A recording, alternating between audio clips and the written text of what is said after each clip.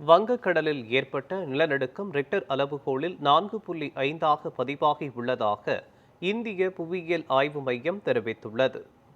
இந்த நிலநடுக்கத்தால் ஏற்பட்ட அதிர்வு ஆந்திர மாநிலம் வரை உணரப்பட்டதாக தகவல் வெளியாகியுள்ளது.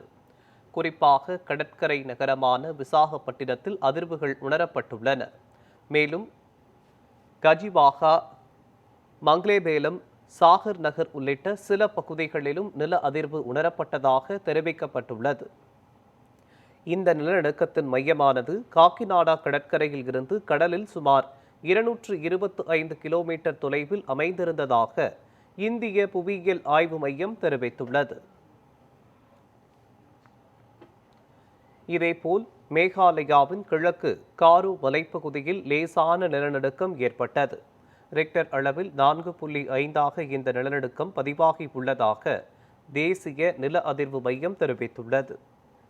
5 கிலோமீட்டர் ஆழத்தில் ஏற்பட்ட இந்த நிலநடுக்கத்தால் ஏற்பட்ட சேதம் மற்றும் பாதிப்பு குறித்து தகவல் வெளியாகவில்லை.